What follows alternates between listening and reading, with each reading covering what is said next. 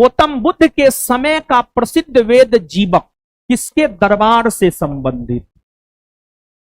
पढ़े हैं ना? बौद्ध धर्म जैन धर्म आपको बताया गया है, पढ़ाया गया, हमको पता है, उसमें आपको बताया गया होगा, बताया गया है ना? देखिए, राजवेद मतलब आज के समय में डॉक्टर डॉक्टर डॉक्टर। तो आपको 6ठी सदी ईस्वी पूर्व में एक राजवेद यानी एक डॉक्टर, एक चिकित्सक हुआ करते थे जीवक, एक चिकित्सक हुआ करते थे जीवक, एक चिकित्सक हुआ करते थे जीवक। जीवक जीवक हर्यक वंश के शासक, हर्यक वंश के शासक बिंबिसार के दरबार में रहते थे और बिंबिसार के मित्र हुआ करते थे महात्मा बुद्ध। जब महात्मा बुद्ध बीमार पड़े थे तो बिंबिसार ने महात्मा बुद्ध की सेवा में अपने राजवेद जीवक को भेजा था। और अवंती के शासक चंद प्रद्योत भी जब बीमार पड़े थे तो बिंबिसार ने चंद प्रद्योत के दरबार में भी किसको भेजा था? किसको? जीवक को भेजा था, जीवक को भेजा था। तो मूल तौर पर जीवक बिंबिसार के दरबार से संबंधित थे, लेकिन जीवक ने महात्मा बुद्ध की भी सेवा किया, चंद प्रद्योत की भी सेवा किया। और बिंबिसार हर्यक वंश के संस्थापक थे, राजगृह के संस्थापक थे। बिंबिसार ने राजगृह की स्थापना कर अपनी राजधानी राजगृह को बनाया। और बिंबिसार के विषय में ही कहा जाता है कि उन्होंने अपने साम्राज्य विस्तार हेतु 500 विवाह किया, 500 विवाह करके अपने साम्राज्य का विस्तार किया, ऐसा कहा जाता है। क्योंकि देखिए, आप जिस गांव में शादी करते हैं ना, जिस गांव के आप दामाद होते हैं, एक प्रकार से अप्रत्यक्ष तौर पर वहां पर आपका शासन हो जाता है, क्योंकि वहां के लोग आपकी अवहेलना नहीं कर सकता है, आपकी बात को मानेगा। गांव के दामाद को हर कोई अपना दामाद मानता है, ऐसा होता है, एकदम होता। हमारी ये परंपरा रही है। तो विवाह करके अपने साम्राज्य का विस्तार बिंबिसार किए थे। और बिंबिसार ही प्रथम शासक हुए जो अस्थायी तौर पर सेना की नींव रखी थी अपने पास में। तो इसका उत्तर क्या हो जाएगा बाबू? बिंबिसार। और बिंबिसार साम्राज्यवादी शासक था। बिंबिसार कौशल नरेश प्रसेनजित, बिंबिसार के शासनकाल के समय कौशल नरेश हुआ करते थे प्रसेनजित। बिंबिसार कौशल नरेश प्रसेनजित की बहन महाकोशला से भी विवाह किया था। और जब बिंबिसार महाकोशला से विवाह किया था तो उसे दहेज के रूप में काशी मिला था, काशी मिला था, काशी। आगे उदाइन, बिंबिसार का पोता था उदाइन। बिंबिसार का बेटा अजातशत्रु, अजातशत्रु का बेटा उदाइन। उदाइन ने गंगा और सोन नदी के संगम पर पाटलिपुत्रा को बसाया था, जिसे पटना कहा जाता है आज के डेट में। और उदाइन ही जब पाटलिपुत्रा को बसाया था तो उदाइन ने अपनी राजधानी पाटलिपुत्रा को बनाया था। चंद प्रद्योत बिंबिसार के समकालीन अवंती के शासक थे। चंद प्रद्योत कांग्रेस में इनमें से किसने समाजवादी दृष्टिकोण का प्रतिनिधित्व किया था? देखिए, सुनिए बाबू सोना, समाजवादी दृष्टिकोण, समाजवादी दृष्टिकोण, समाजवादी दृष्टिकोण। देखिए, सामान्य तौर पर समाजवाद का अर्थ होता है समानता, समानता। जैसे क्या आज भारत में समानता है? नहीं। कोई बहुत गरीब है, कोई बहुत अमीर है, ऐसा है ना? तो क्या समानता है? मतलब समानता वाली विचारधारा जिसकी होती है उसे ही समाजवादी दृष्टिकोण वाला व्यक्ति माना जाता है। आपको कांग्रेस में गांधीवादी विचार के भी लोग थे, उदारवादी भी थे, उग्रवादी भी थे और समाजवादी भी थे। समाजवाद एक विचारधारा है। कांग्रेस के भीतर समाजवादी विचारधारा के हुआ करते थे आचार्य नरेंद्र देव। कांग्रेस के भीतर समाजवादी विचारधारा के हुआ करते थे, कांग्रेस के भीतर समाजवादी विचारधारा के हुआ करते थे जयप्रकाश नारायण, राम मनोहर लोहिया, मीनू मसानी, अच्युत पटवर्धन और हद तक जवाहरलाल नेहरू भी समाजवादी विचारधारा के हुआ करते थे। जवाहरलाल नेहरू ने एक बार कांग्रेस के वार्षिक अधिवेशन की अध्यक्षता करते हुए यह कहा कि मैं राजा और राजतंत्र में विश्वास नहीं करता हूं, मैं समाजवादी विचारधारा में विश्वास करता हूं, मैं समाजवादी हूं, मैं समाजवादी हूं। यह पंडित जवाहरलाल नेहरू का स्टेटमेंट था। और कांग्रेस के भीतर समाजवादी विचारधारा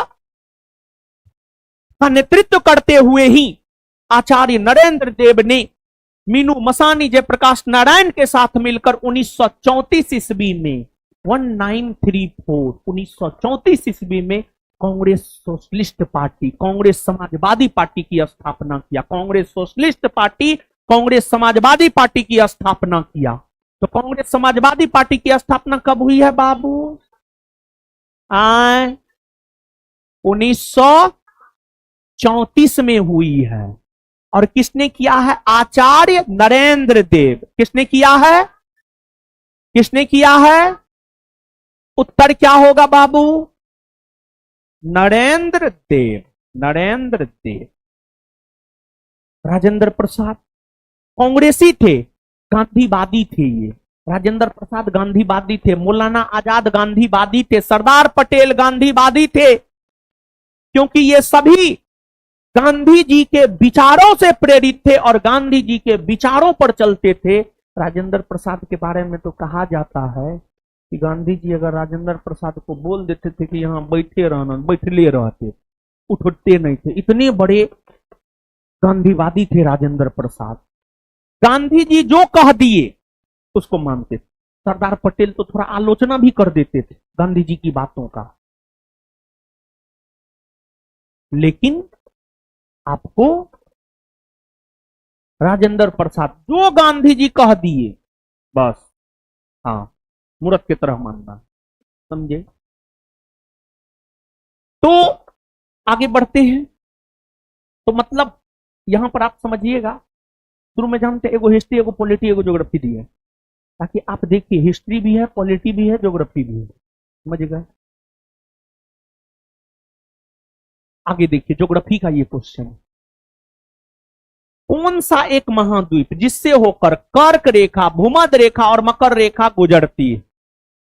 अफ्रीका महादेश। अफ्रीका महादेश। कौन महादेश बाबू?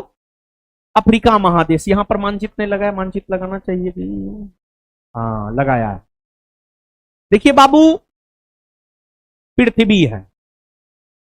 संपूर्ण पृथ्वी की अगर बात की जाए तो संपूर्ण पृथ्वी को 179 अक्षांश रेखा में बांटा गया। संपूर्ण पृथ्वी को 179 अक्षांश रेखा में बांटा गया है। उन अक्षांश रेखाओं में कुछ महत्वपूर्ण अक्षांश रेखा है। 0 डिग्री अक्षांश रेखा, 23.5 डिग्री उत्तरी अक्षांश रेखा, 23.5 डिग्री दक्षिणी अक्षांश रेखा। ये जो लाइन हम आपको बाबू खींच रहे हैं, ये 0 डिग्री अक्षांश रेखा है। इस 0 डिग्री अक्षांश रेखा को हम लोग क्या कहते हैं? तो इस 0 डिग्री अक्षांश रेखा को हम लोग विषुवत रेखा कहते हैं। विषुवत रेखा कहते हैं। फिर एक 23.5 डिग्री उत्तरी अक्षांश रेखा है। इससे ऊपर जाइएगा उत्तरी गोलार्ध, नीचे आइएगा दक्षिणी गोलार्ध। उत्तरी गोलार्ध में ये जो बाबू रेड कलर से हम आपको खींच रहे हैं, ये 23.5 डिग्री उत्तरी अक्षांश रेखा है। और इस 23.5 डिग्री उत्तरी अक्षांश रेखा को बाबू हम लोग कहते हैं कर्क रेखा। क्या कहते हैं बाबू? कर्क रेखा। कर्क रेखा कहते हैं। और फिर उसी प्रकार से विषुवत रेखा से जब हम लोग नीचे आएंगे दक्षिणी गोलार्ध, और दक्षिणी गोलार्ध की अगर हम बात करें बाबू, तो दक्षिणी गोलार्ध में जो पिंक कलर से हम आपको रेखा खींच रहे हैं, ये आपको 23.5 डिग्री दक्षिणी अक्षांश रेखा है, यानी मकर रेखा है। 23.5 डिग्री दक्षिणी अक्षांश रेखा को ही हम लोग मकर रेखा कहते हैं, मकर रेखा कहते हैं। अब यहां पर बाबू आप देखिए, रेड कलर कर्क रेखा, ब्लैक विषुवत रेखा या भूमध्य रेखा, विषुवत रेखा को ही भूमध्य रेखा या इक्वेटर भी कहते हैं, और 23.5 डिग्री दक्षिणी अक्षांश रेखा को हम लोग मकर रेखा कहते हैं। अब आप बाबू देखिए विषुवत रेखा, कर्क रेखा और मकर रेखा। सबसे पहले बाबू आप देखिए कर्क रेखा। कर्क रेखा उत्तरी अमेरिका महादेश से होकर गुजरती है, कर्क रेखा अफ्रीका महादेश से होकर गुजरती है, और कर्क रेखा एशिया महादेश से होकर गुजरती है। ये उत्तरी अमेरिका महादेश है, ये अफ्रीका महादेश है, और ये एशिया महादेश है। तो कर्क रेखा बाबू उत्तरी अमेरिका महादेश, अफ्रीका महादेश और एशिया महादेश से होकर गुजरती है। और फिर विषुवत रेखा, विषुवत रेखा दक्षिणी अमेरिका महादेश से होकर गुजरती है, अफ्रीका महादेश से होकर गुजरती है और एशिया महादेश से होकर गुजरती है। और फिर मकर रेखा दक्षिणी अमेरिका महादेश, अफ्रीका महादेश और ऑस्ट्रेलिया से होकर गुजरती है, और मकर रेखा लगभग ऑस्ट्रेलिया महादेश के बीचों बीच से होकर गुजरती है और ऑस्ट्रेलिया को लगभग 2 बराबर भाग में विभाजित करती है।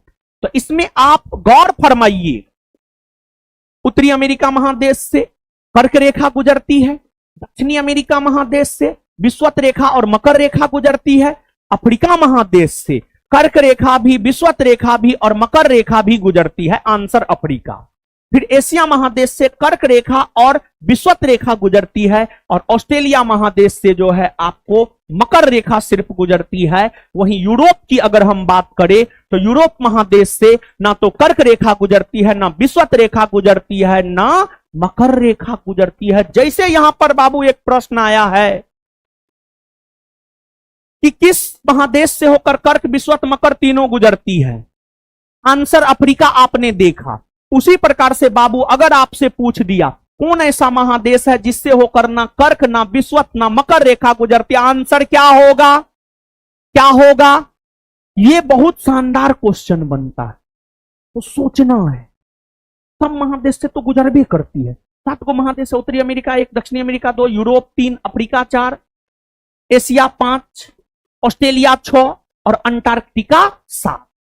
दक्षिणी ध्रुवीय क्षेत्र में अंटार्कटिका है 7। तो इन महादेशों में 2 महादेश है जिससे होकर ना कर्क, ना विषुवत, ना मकर रेखा गुजरती है। एक है उत्तरी ध्रुवीय क्षेत्र में स्थित यूरोप महादेश और दूसरा है दक्षिणी ध्रुवीय क्षेत्र में स्थित अंटार्कटिका। अंटार्कटिका।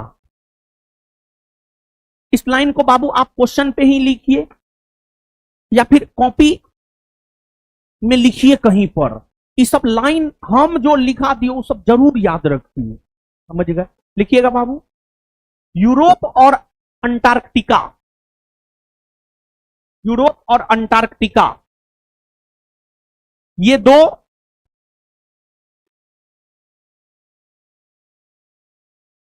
यूरोप और अंटार्कटिका, ये 2 ऐसे महादेश है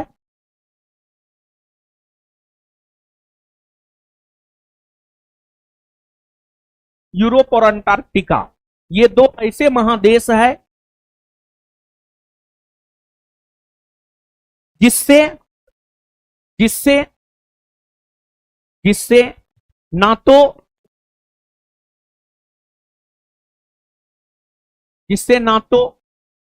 कर्क रेखा, जिससे ना तो कर्क रेखा, ना ही विषुवत रेखा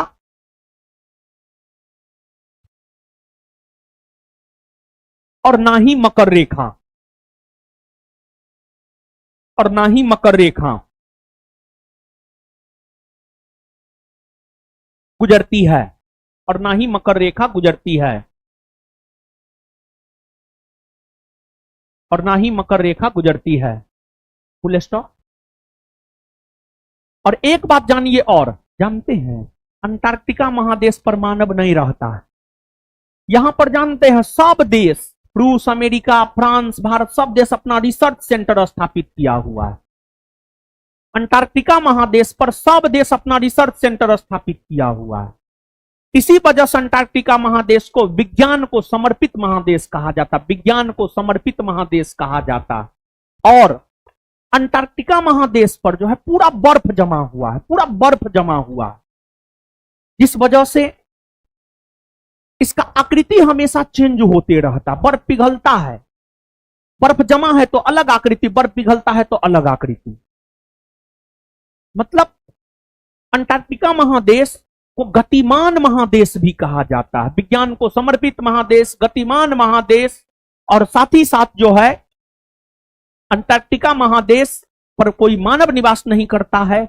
और यहां पर भारत के 3 शोध केंद्र हैं, दक्षिण गंगोत्री, मैत्री, भारती। दक्षिण गंगोत्री, मैत्री, भारती, ये तीनों अंटार्कटिका में स्थित भारत के शोध केंद्र है। ये सब बात लिखिए, सब बात आपके एग्जाम के पॉइंट ऑफ व्यू से महत्वपूर्ण, लिखिए आप। अंटार्कटिका, नेक्स्ट पॉइंट, अंटार्कटिका विश्व के दक्षिणी ध्रुवीय, विश्व के दक्षिणी ध्रुवीय, अंटार्कटिका विश्व के दक्षिणी ध्रुवीय क्षेत्र में स्थापित,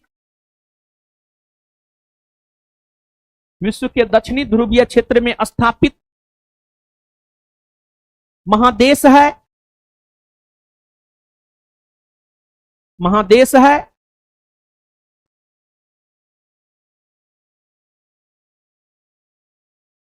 जहां मानव निवास नहीं करता है,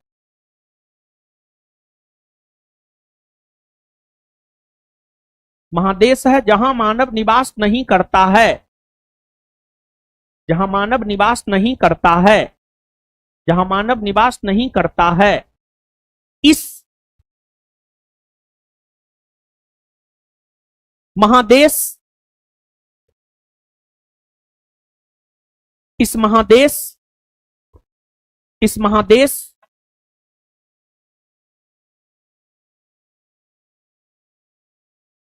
को विज्ञान के लिए समर्पित महादेश कहा जाता है।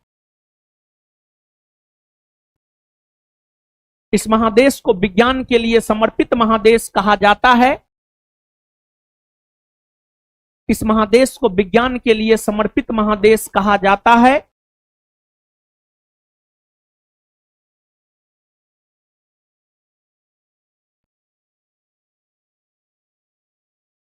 क्योंकि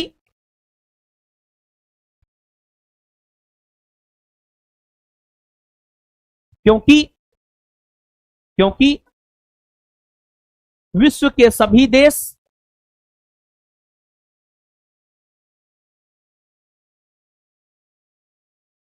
क्योंकि विश्व के सभी देश यहां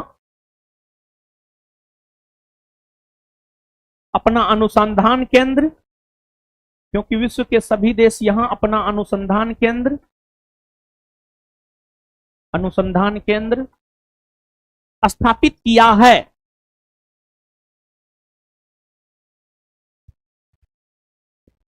फुल स्टॉप, उसी में दक्षिण गंगोत्री कोमा, उसी में दक्षिण गंगोत्री कोमा मैत्री, दक्षिण गंगोत्री कोमा मैत्री और भारती, दक्षिण गंगोत्री कोमा मैत्री और भारती,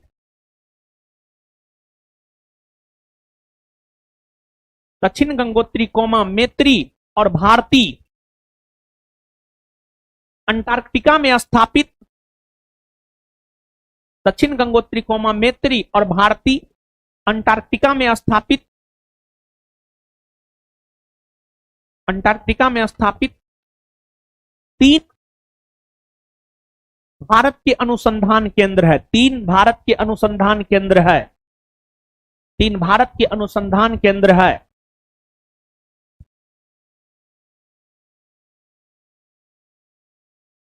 इस महाद्वीप को गतिशील महाद्वीप भी कहा जाता है। उसी में इस महाद्वीप को गतिशील महाद्वीप भी कहा जाता है। इस महाद्वीप को गतिशील महाद्वीप भी कहा जाता है। इस महाद्वीप को गतिशील महाद्वीप भी कहा जाता है। Full stop, full stop. चलिए अब आगे आइए, ये सब बात आप बाबू याद रखिएगा। अब आगे आइए।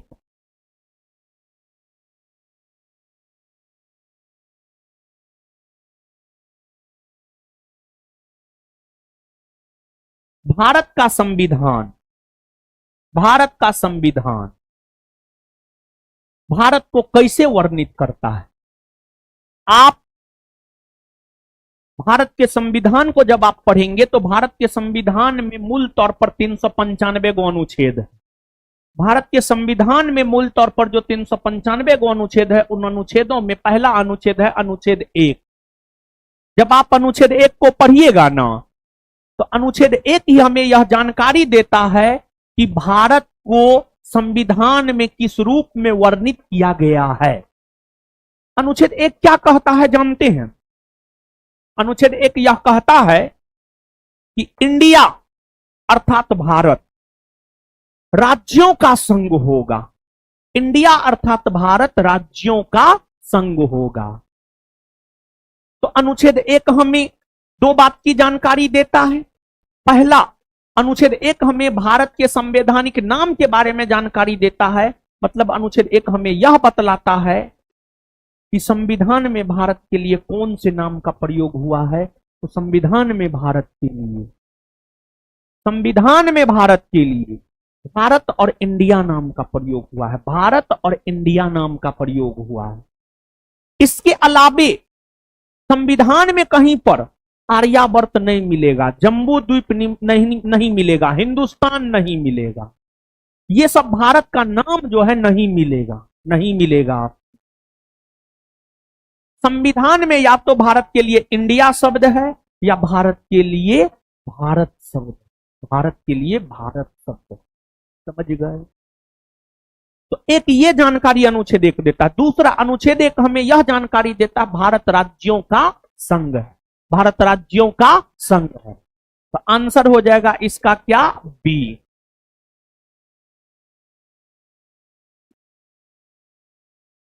सूचना का अधिकार अधिनियम किस वर्ष लागू किया गया? देखिए बाबू,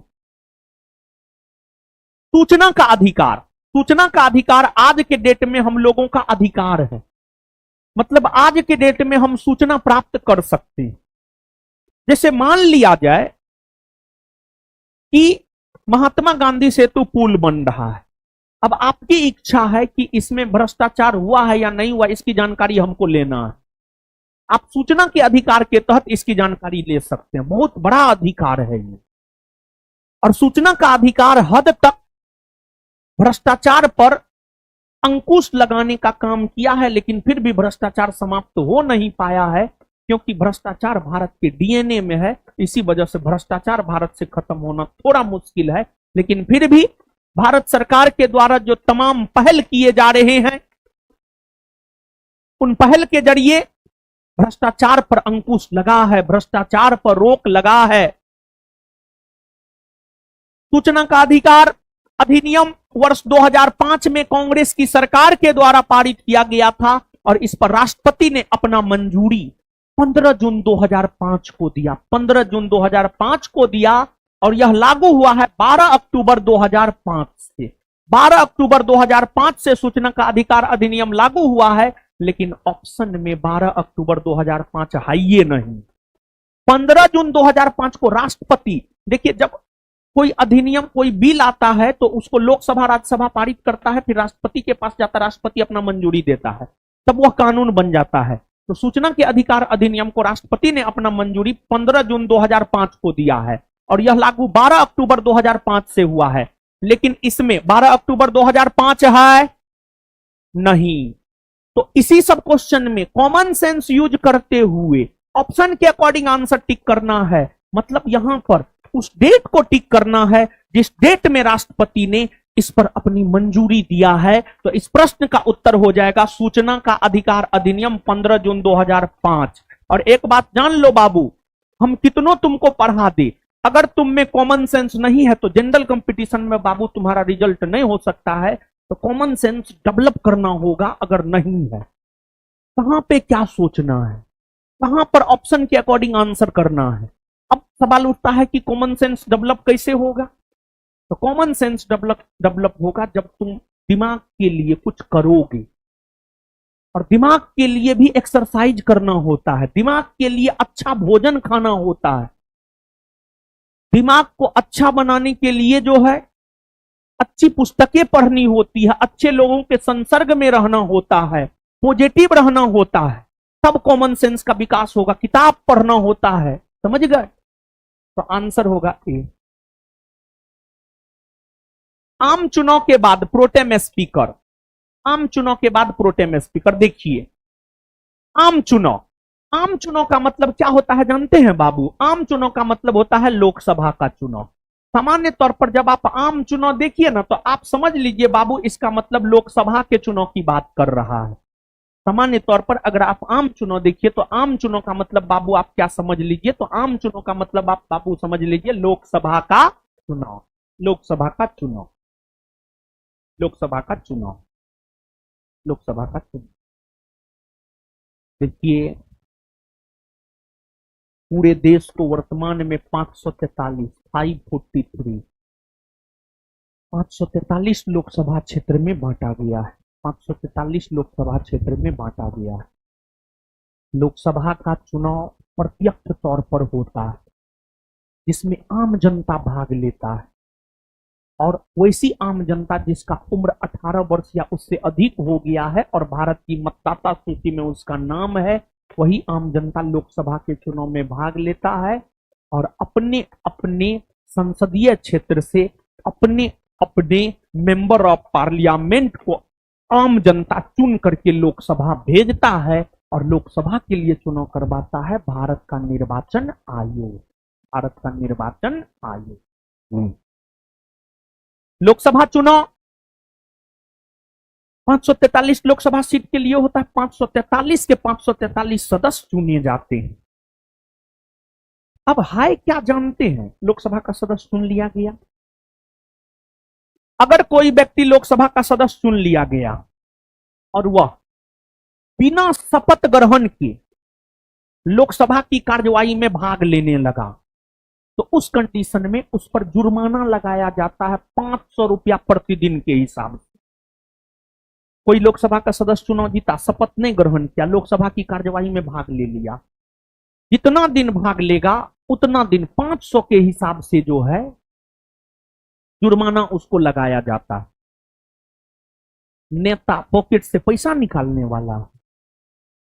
तो लोकसभा के नवनिर्वाचित सदस्य, लोकसभा के नवनिर्वाचित, उधर पुरिये ने क्या हो रहा है? अरे पुरिये उधर, इधर पढ़िए, इधर ऐसे होते रहता है, इधर उधर सब चीज होते रहता है, उतना परेशान नहीं होना। सब चीजें लोकसभा के है क्या जानते हैं? खाना आया, खाना खा नहीं पाए, हुआ क्या? फाउंडेशन बैच लिए 12:30 पौने 1 से 2 बजे तक, फिर 2:15 बजे यहाँ आए, फिर आपकी क्लास में आ गए। अब आपकी क्लास से निकलेंगे तब खाना खा पाएंगे। चाय है समझो।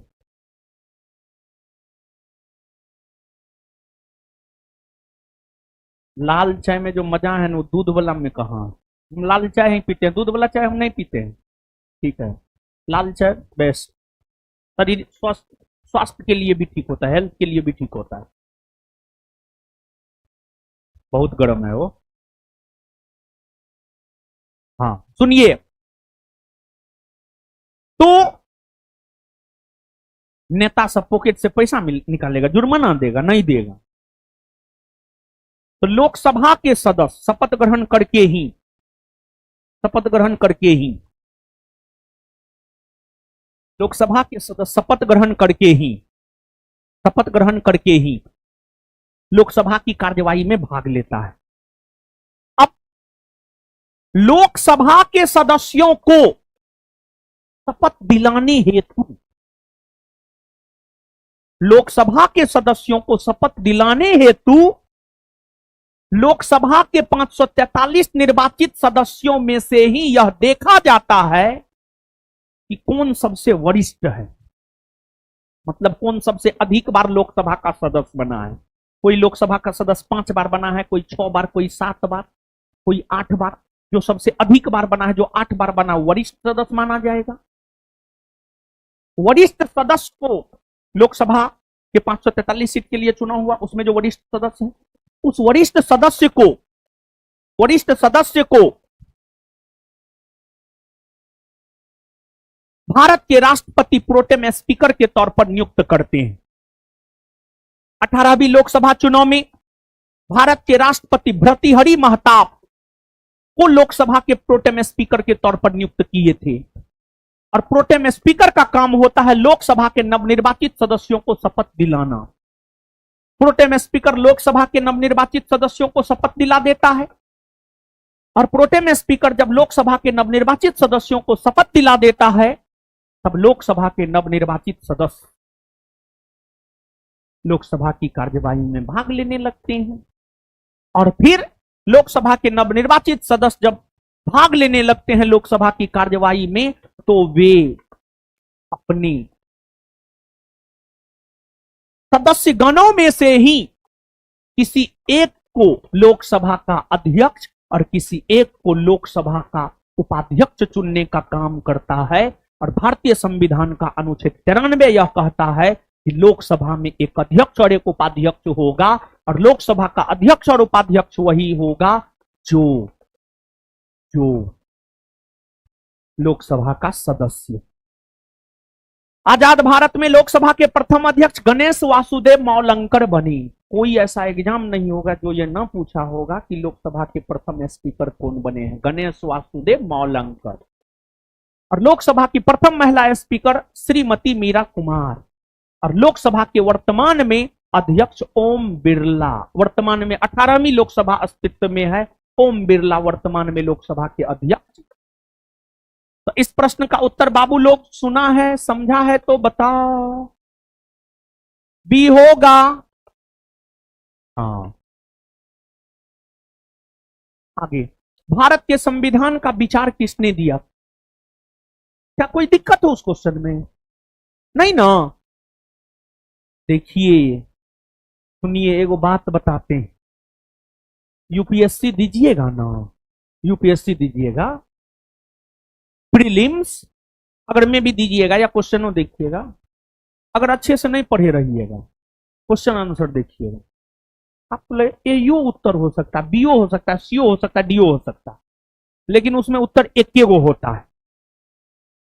जैसे अब मान लिया जाए कि आपके सामने प्रस्ताव आया कि आप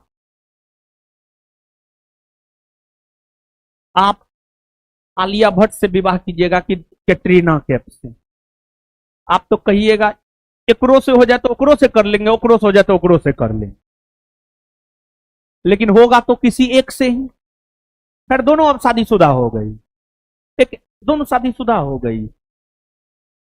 एगो विक्की कौशल ले गया और एगो रणबीर सिंह या रणबीर कपूर, रणबीर कपूर। ये दोनों में हम थोड़ा कंफ्यूज हो जाते हैं, रणबीर कपूर रणबीर सिंह, समझे?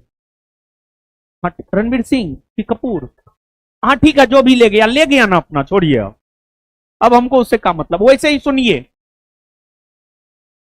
कभी कभी बिहार पुलिस जैसे वनडे एग्जाम में भी एक क्वेश्चन अगर आप देखिएगा तो आपको लगेगा बीओ होगा, सीओ होगा, बीओ हो सकता है, सीओ हो सकता है, लेकिन क्वेश्चन के डिमांड को समझिए।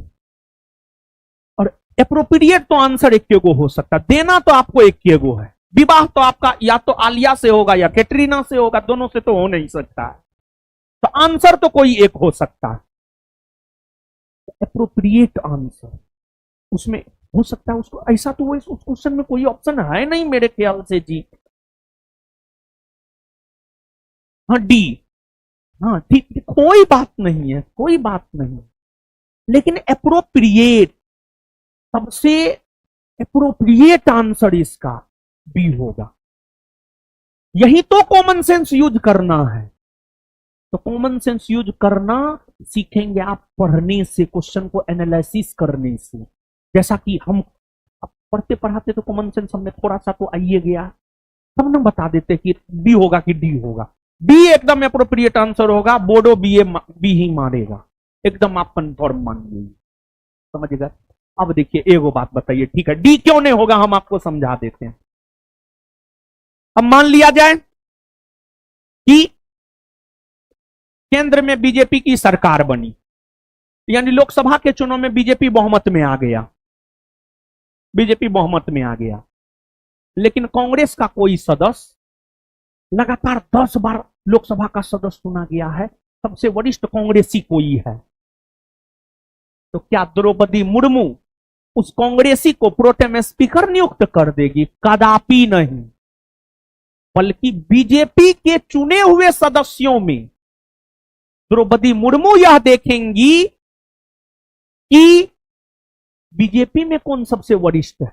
अब मान लिया जाए कोई बीजेपी में वरिष्ठ है जो 6 बार चुनाया है, कांग्रेस का 10 बार वाला चुना है, तो कांग्रेस के किसी एमपी को प्रोटेम स्पीकर नहीं नियुक्त करेंगी द्रौपदी मुर्मू, बल्कि द्रौपदी मुर्मू बीजेपी के उस सदस्य को प्रोटेम स्पीकर नियुक्त करेगी जो सबसे वरिष्ठ होगा। इसी वजह से डी नहीं होगा। समझ में आया? अब डी क्यों नहीं होगा? आए समझ गए ना? आगे, भारत के संविधान का विचार किसने दिया था? भारत के संविधान का विचार 1934 ईस्वी में, 1934 ईस्वी में एमएन रॉय ने दिया था। एमएन रॉय ने, किसने दिया था? एमएन रॉय ने, एमएन रॉय ने 1934 में।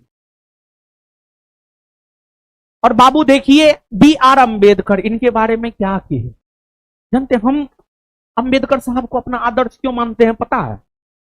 हम एक बात बताते हैं, हम अंबेडकर साहब को अपना आदर्श क्यों मानते हैं और हम सभी को अंबेडकर साहब को अपना आदर्श क्यों मानना चाहिए। अंबेडकर साहब का जो कंसेप्ट था, उस कंसेप्ट का दुनिया दीवाना है।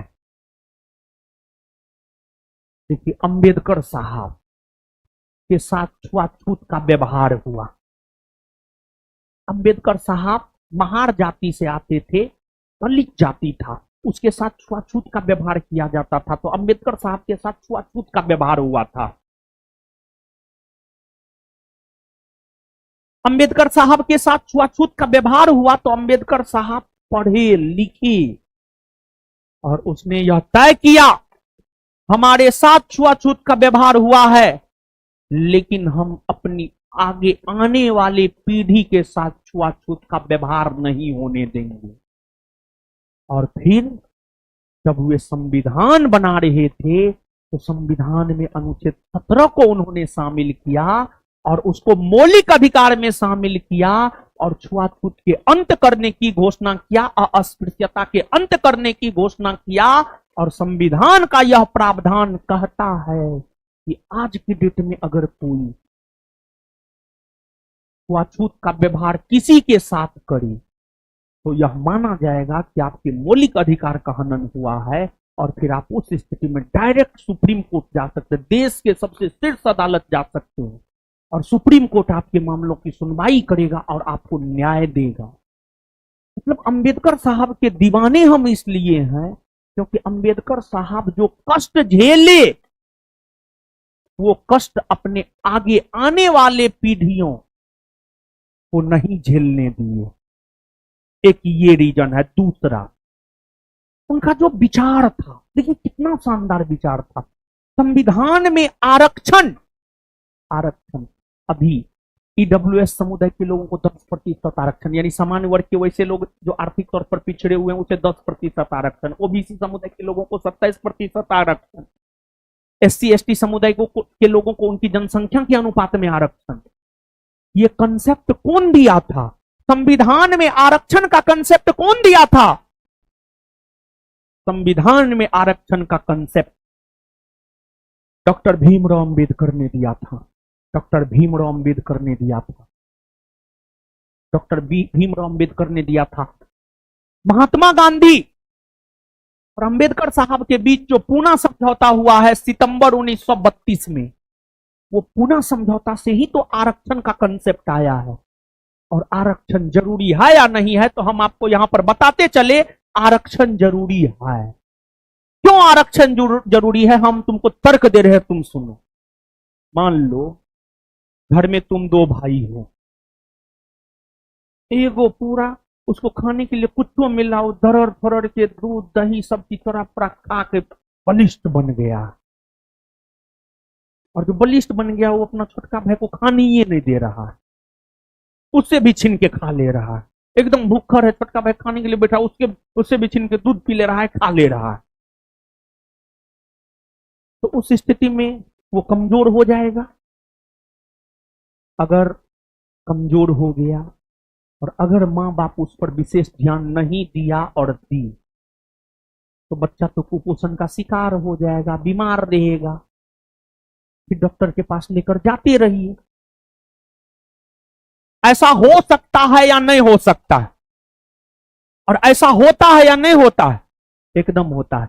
और जो दो भाई है, अगर एगो दुबला पतला है, आंतरिक तौर पर कमजोर है, बीमार रह रहा है, उस पर मां बाप भी ज्यादा ध्यान देता है और देती है, हां या ना?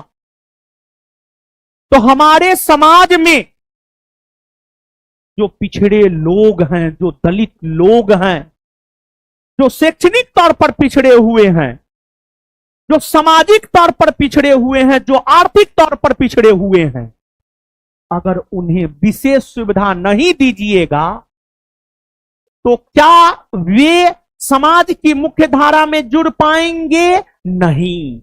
और जब वे समाज की मुख्य धारा में नहीं जुड़ पाएंगे तो क्या देश का सर्वांगीण विकास होगा? नहीं। और हम सभी भारतवासी को, अगरा पिछड़ा, हिंदू मुसलमान, सबको मिलकर के देश के विकास में अपना योगदान देना चाहिए। और विकास सामूहिकता का प्रतिरूप है।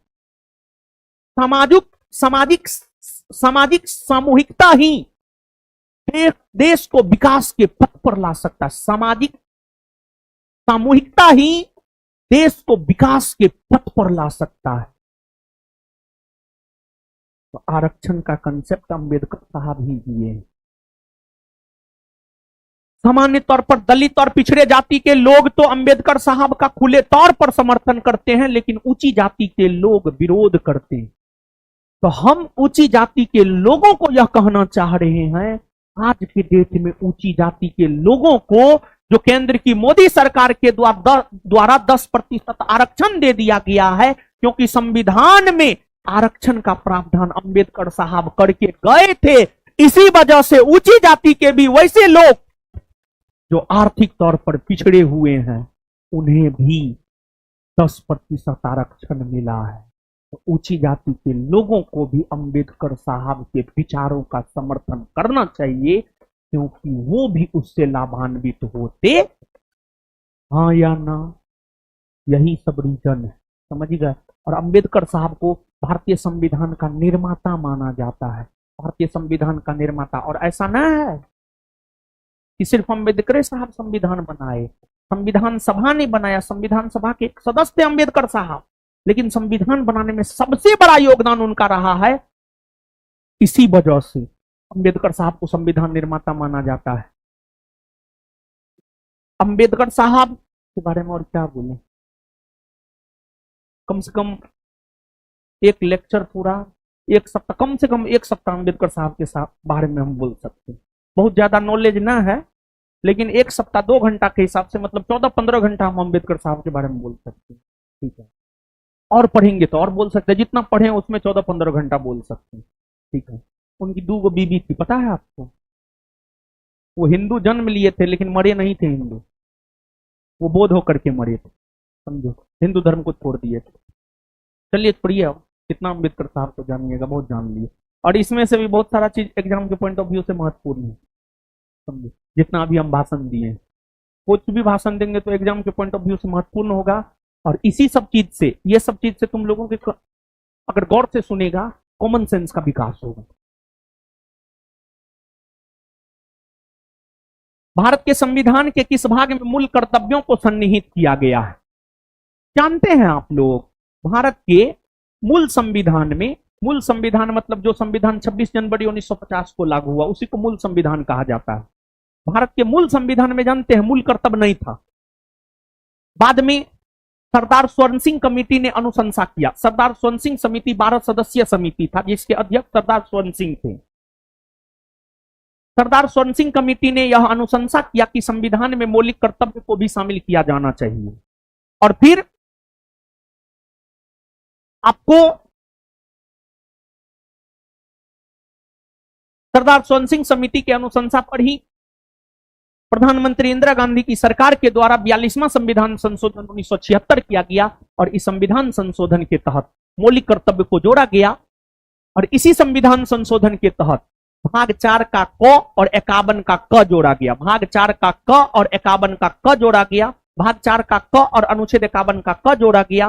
भाग के संदर्भ में मौलिक कर्तव्य की चर्चा भाग 4 के क या ए में है और अनुच्छेद के संदर्भ में 51 के क या ए में है। और मौलिक कर्तव्य का कंसेप्ट रूस से लिया गया है। रूस से लिया गया है।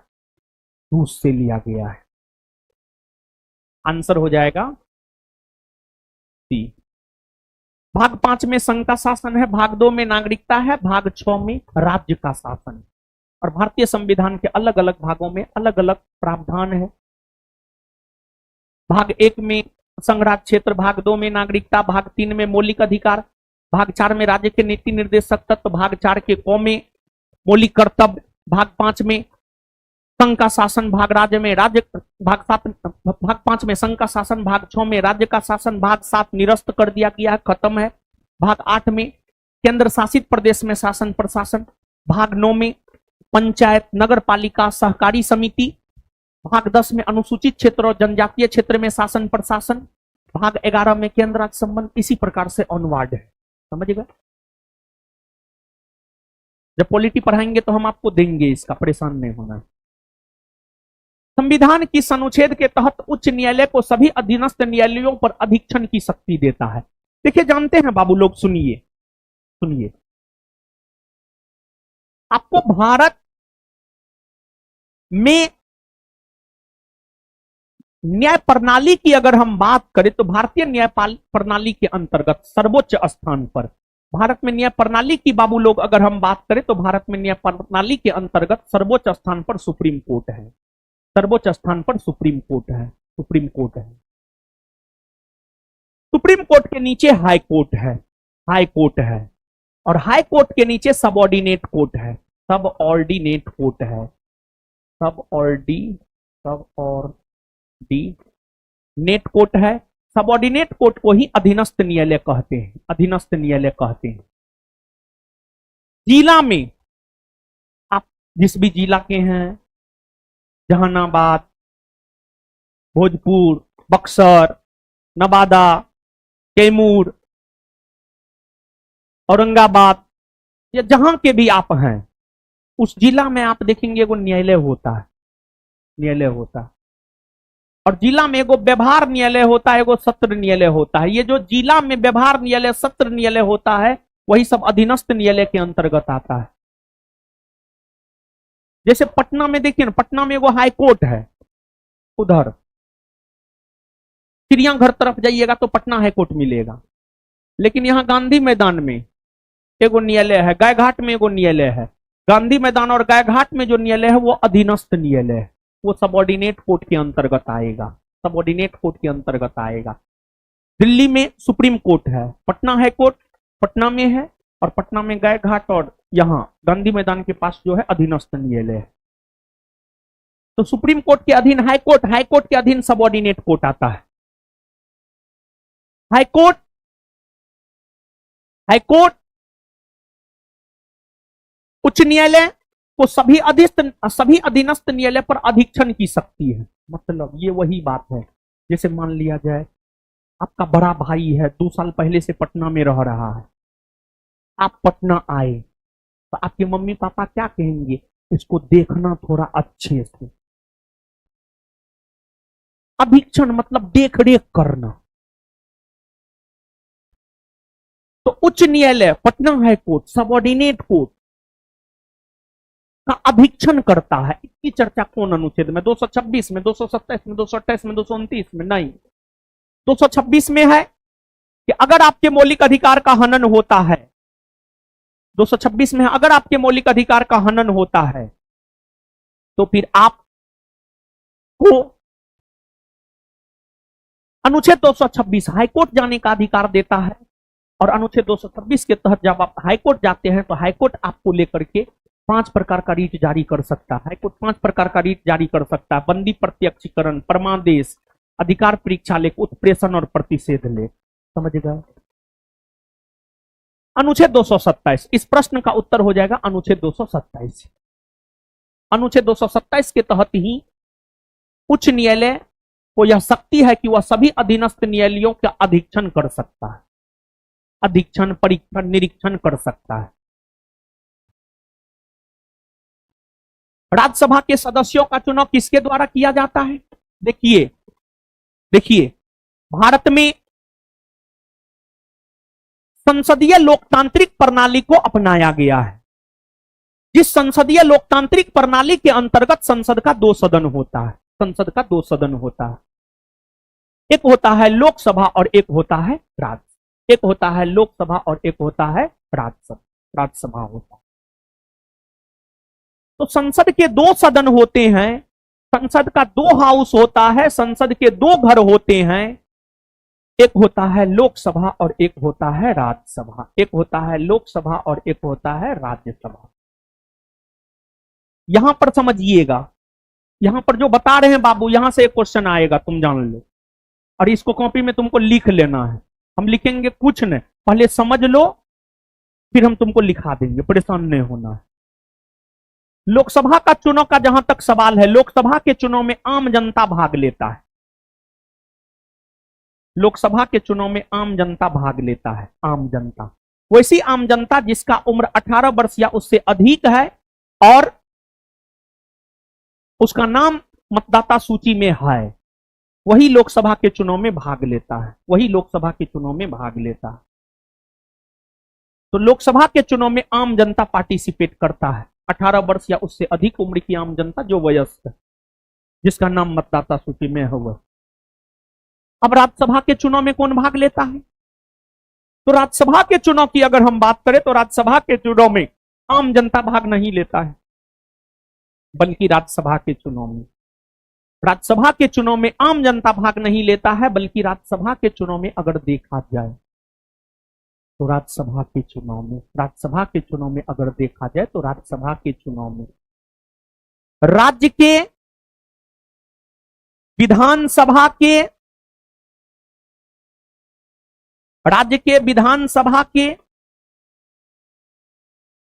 निर्वाचित सदस्य,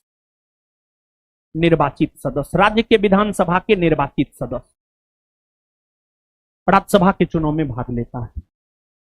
एक बात आप जानिए, जैसे बिहार है,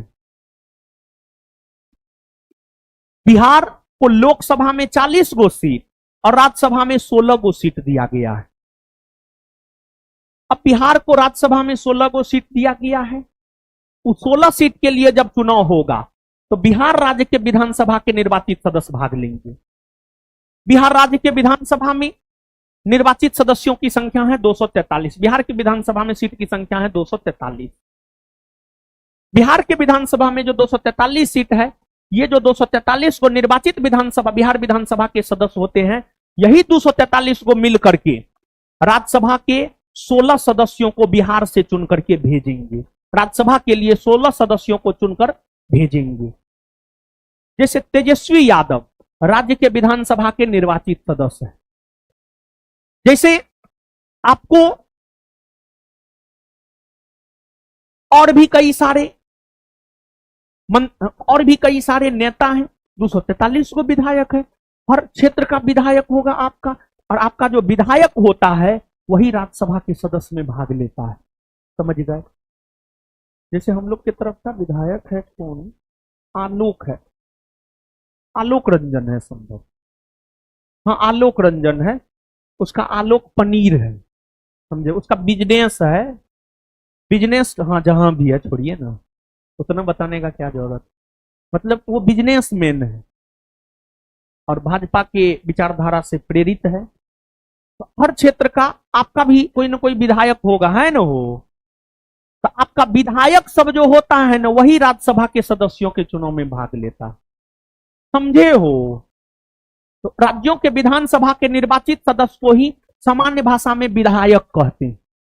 राज्यों के विधानसभा के निर्वाचित सदस्य को ही सामान्य भाषा में विधायक कहते हैं। मतलब एकदम सरल भाषा में कहे, राज्यों के विधायक उस राज्य में जितने राज्यसभा सीट हैं उस पर आसीन होने के लिए लोगों को चुनने का काम करते हैं। समझे ये बात?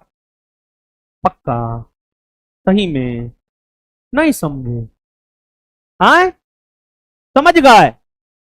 अब इसके आगे देखिए बाबू सोना, जैसे लोकसभा राज्यसभा होता है वैसे ही होता है राज्य में, केंद्रीय स्तर पर लोकसभा राज्यसभा होता है, वैसे ही बाबू राज्य में होता है विधानसभा और विधान परिषद। राज्य में होता है विधानसभा और विधान परिषद। राज्य में होता है विधानसभा और विधान परिषद।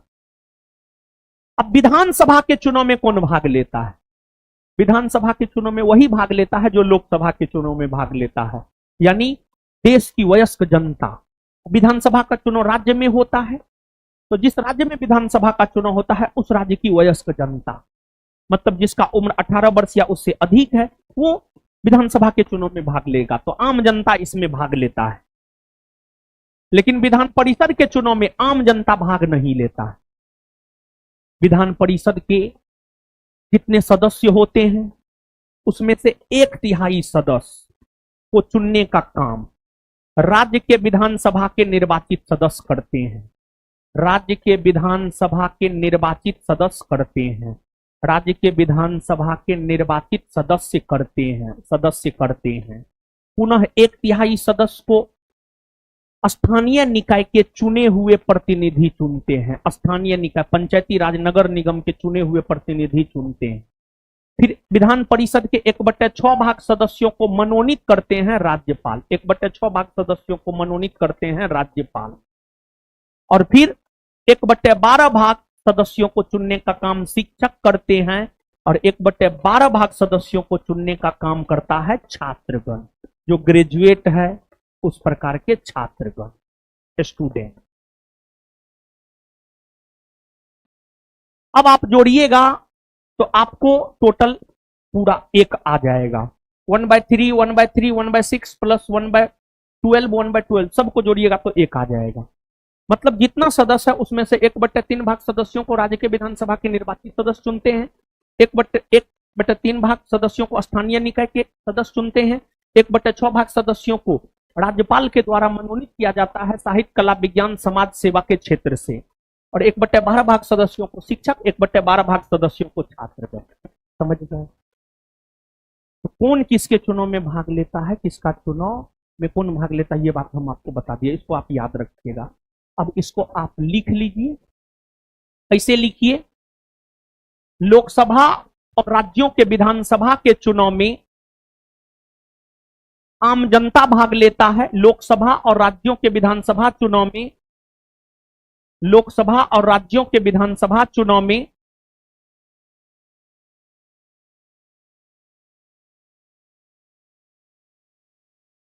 लोकसभा और राज्यों के विधानसभा चुनाव में लोकसभा और राज्यों के विधानसभा चुनाव में वैसी आम जनता भाग लेता है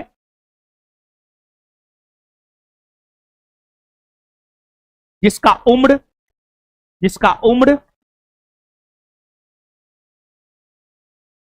18 वर्ष या उससे अधिक है। जिसका उम्र 18 वर्ष या उससे अधिक है। जिसका उम्र 18 वर्ष या उससे अधिक है।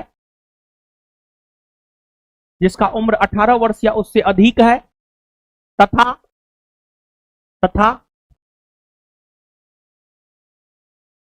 उसका नाम भारत के मतदाता सूची में शामिल है।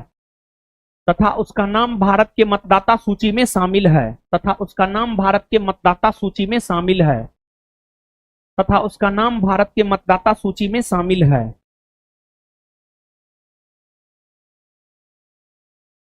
आगे, राज्यसभा के सदस्यों को चुनने का काम, नेक्स्ट पॉइंट, राज्यसभा के सदस्यों को चुनने का काम, राज्यसभा के सदस्यों को चुनने का काम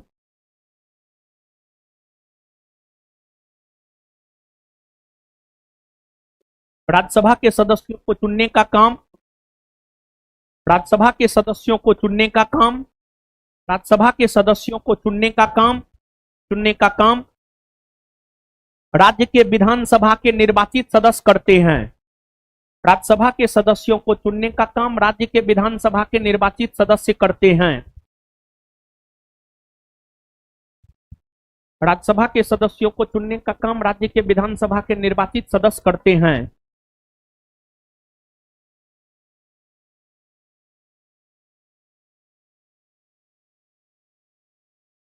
आगे नेक्स्ट पॉइंट, विधान परिषद के सदस्य, नेक्स्ट पॉइंट, विधान परिषद के सदस्य, विधान परिषद के सदस्य निम्न तरीका से चुने जाते हैं। विधान परिषद के सदस्य निम्न तरीका से चुने जाते हैं। विधान परिषद के सदस्य निम्न तरीका से चुने जाते हैं। विधान परिषद के सदस्य निम्न तरीका से चुने जाते हैं। अब ऐसे करके 1/3 ऐसे करके लिखिए, 1/3 भाग सदस्य राज्य के विधानसभा के निर्वाचित सदस्य द्वारा, 1/3 भाग सदस्य राज्य के विधानसभा के निर्वाचित सदस्य द्वारा।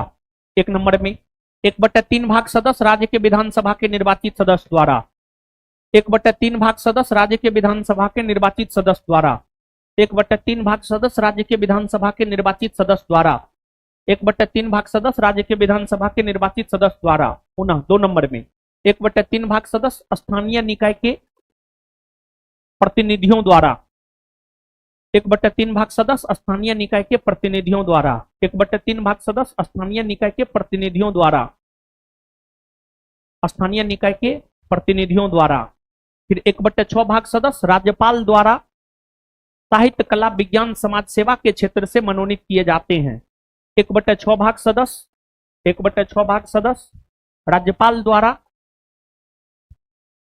1/6 भाग सदस्य राज्यपाल द्वारा, 1/6 भाग सदस्य राज्यपाल द्वारा साहित्य, कला, विज्ञान, समाज सेवा के क्षेत्र से मनोनीत किए जाते हैं।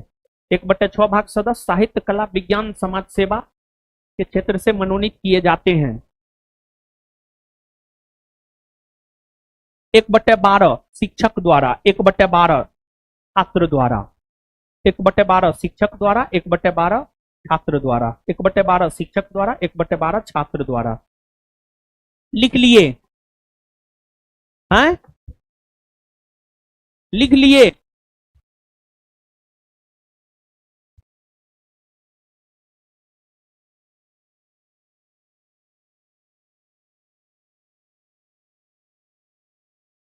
अब लिखे, हुआ, हो गया। तो बताइए, लोकसभा और विधानसभा के चुनाव में आम जनता ना भाग लेता है? हाँ, लोकसभा विधानसभा के चुनाव में कौन भाग लेता है? लोकसभा राज्य के विधानसभा के चुनाव में कौन भाग लेता है? और राज्यसभा के चुनाव में? अगर आप समझे हैं तो इसका उत्तर बताइए। अगर आप समझे हैं तो इस क्वेश्चन का बाबू सोना उत्तर बताइए, क्या हो? ए होगा, ए होगा ना। चलिए, इतना समझ में आया, इतना ही रहने दीजिए।